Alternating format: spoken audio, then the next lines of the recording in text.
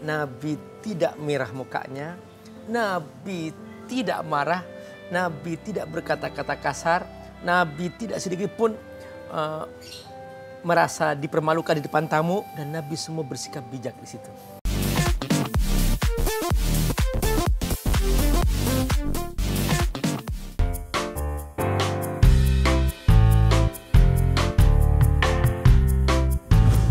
Yuk. Aduh, lagi fotoin apa? Masya Allah, Kak Irfan, luar biasa. Ini indah banget. lagi indah menikmati banget. ini. Sini Bi, kita sebelah sini Bi, biar kelihatan Bi. Tuh, cakep banget Bi. Alhamdulillah. Masya Allah. Jadi salah satunya yang meredam atau membuat healing kata orang zaman supaya tenang gitu tuh saya tuh menikmati dan dekat dengan binatang terus ngelihat kehidupan akuarium, membayangkan ini kalau kita di bawah laut kayak gimana gitu. Bener. Indah banget, Kak Irfan. Ini makhluk Allah ternyata hidup semua ya. Alhamdulillah. Dan Ini ini tuh rumput-rumputan. ini tuh rumput binatang laut. Bi. Ini binatang. koral ini tuh binatang bukan Dengan segala tumbuhan. bentuknya, bukan batu. Bukan, ini tuh hidup ini ntar mengkerut gitu juga, mengkerut lagi. Ini mekar nih. Nih lihat ini nih jalan nih bintang laut tuh lagi bintang jalan. laut hidup. Ini lagi jalan tuh gitu. Alhamdulillah Bi. Masya Allah ini ya. meredam emosinya ya Salah kalau lagi satunya. emosi, lagi marah, Emang lagi emosi, kesel. Enggak. Oh enggak. Supaya meredam. Duduk mulu nih Bi, duduk aja sini Bi. Salah lagi. Saya duduk sini ya. Iya Bi, silakan. Ini Asinian. kan kita temanya nih pemirsa nih. Pemirsa MNC TV di Siraman Kolbu kita lagi ngomongin tentang marah. Betul. Marah itu manusiawi, tapi jangan menjadi orang pemarah. Iya. Yang hobinya marah-marah, dikit-dikit marah, dikit-dikit Bener, marah. ditagih utang marah, nggak dapet panci marah, nggak menang arisan marah, ya kan? Nabi kedatangan tamu. Salah seorang dari istri Nabi di rumah lain, dia mengirimkan makanan. Nabi sedang di rumah Ibunda Aisyah. Bayangkan coba. Terus istri Nabi yang dari rumah lain, dia ngirim makanan ke situ untuk tamu. Bunda Aisyah. Iya, ke rumah Ibunda Aisyah untuk tamu. Ya biasa kan satu keluarga. Maksudnya ngirim makanan ya supaya meringankan beban Ibunda Aisyah, jangan sampai mengeluarkan makanan, capek-capek menyiapkan makanan. Tahu nggak Kak Irfan?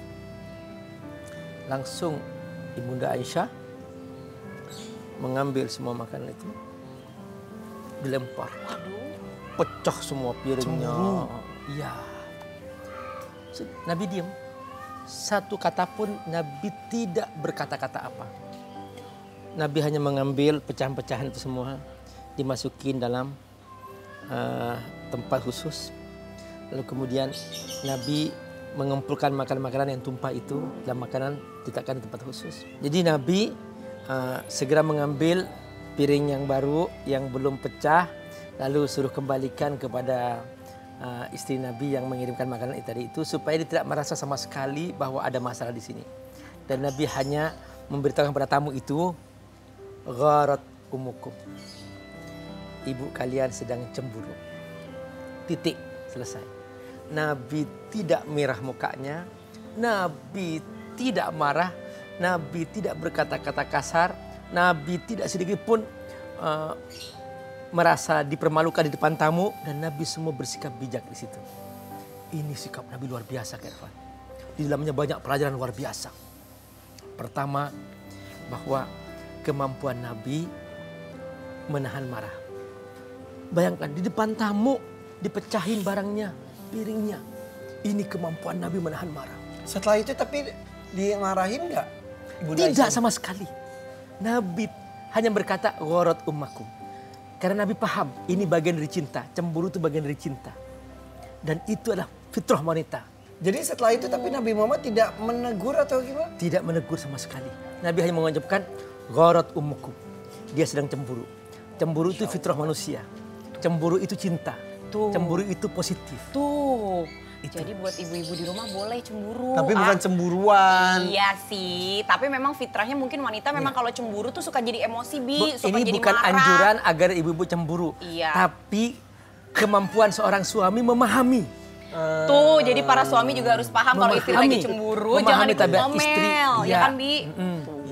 Jangan ikut ngomel kalau istrinya lagi cemburu. Tapi kok istri saya nggak pernah cemburu ya kan?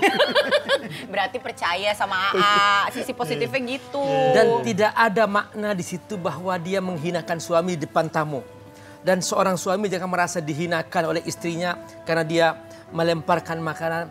Tapi dia benar-benar adalah bagian daripada penghormatan, cinta.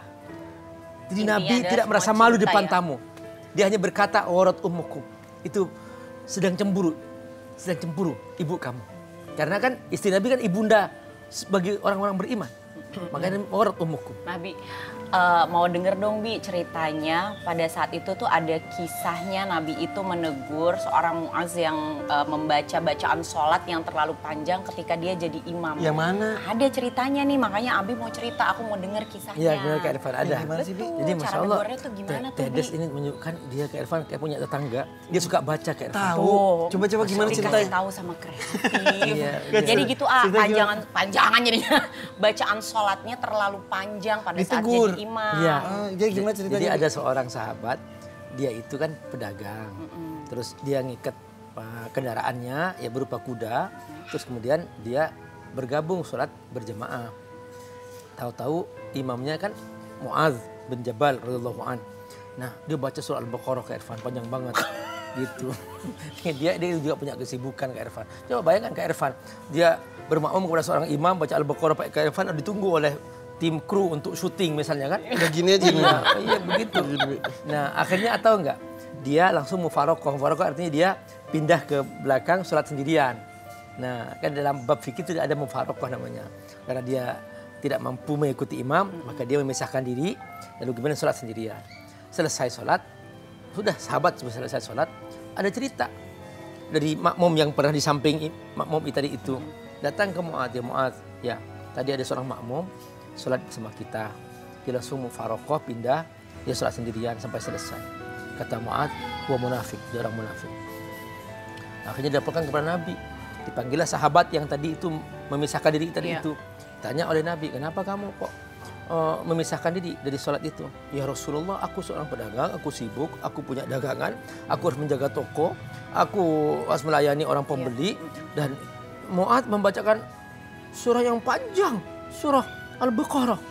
Aku terburu-buru, aku gak punya waktu untuk mengikuti itu. Langsung Nabi mukanya merah. Afattana anta ya Muaz. Kamu telah membuat fitnah wahai Muaz.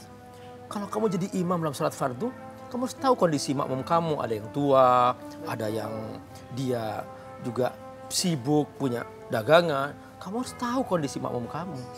Nah itulah dia. Nabi menegur itu. Itu namanya marah karena Allah. Dan di sini ada pelajaran fikih bahwa kalau seorang imam dalam sholat fardu, dalam sholat fardu kan itu wajib dilaksanakan. Kalau sholat sunnah silakan, sholat tarawih baca sekian juz nggak ada masalah. Tapi kalau sholat fardu dia hendaklah memastikan agar memperhatikan kondisi makmum. Ya, Siapa apalagi yang tua, siapa yang sibuk dan sebagainya. kalau lagi sholat jadi imam terus dengar ada suara anak nangis gitu-gitu, itu harus dipersingkat lagi bacaan suratnya ya. Juga Nabi sholat subuh pas mendengar ada bayi nangis, langsung Nabi mempercepat bacaannya, artinya mempersingkat bacaannya atau membaca surat yang lebih pendek. Biasanya lebih panjang, Nabi membaca yang lebih pendek. Karena Nabi tahu ini ibu sedang sibuk dengan anaknya. Oke, dari dua cerita tadi Bi, Nabi Muhammad bisa menahan marahnya ketika istrinya melakukan sesuatu hal. Iya. Berarti itu ada urusannya dan pribadi. Iya. Tapi Nabi Muhammad tidak bisa menahan marahnya Agama. Iya. Seperti itu ya? Iya, karena ini akan merusak pemahaman umat. Ini akan menjadi manhaj kehidupan, pedoman kehidupan. Urusan manhaj, urusan pedoman kehidupan yang akan merusak cara beragama, Nabi tegas. Tapi kalau urusan pribadi, urusan sama keluarga, Nabi bijak.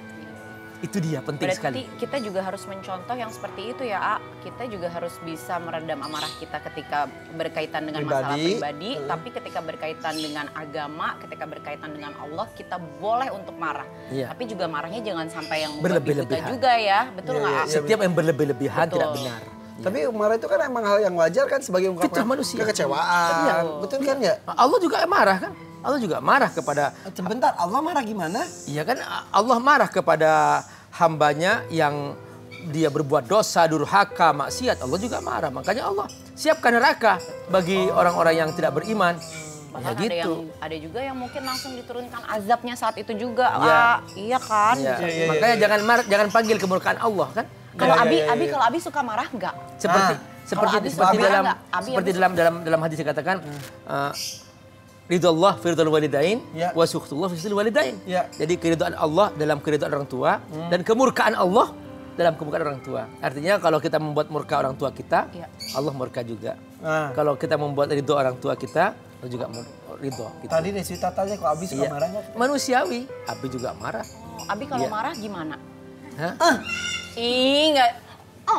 Masa gitu? Gitu. Iya. Udah gitu Abi kalau marah. Iya, Abi ambil wudhu, Gitu. Abi duduk, kemudian dan ini yang Abi lakukan.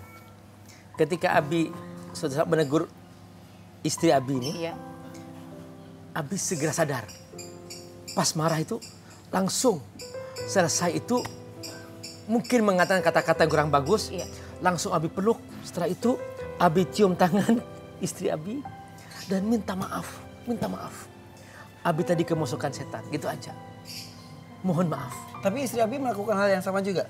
Kalau lagi marah ke Abi atau lagi cemburu Nah, gitu. tapi Abi tahu ini biasanya kalau istri dia marah iya, tapi dia itu marahnya karena cemburu karena apa itu aja.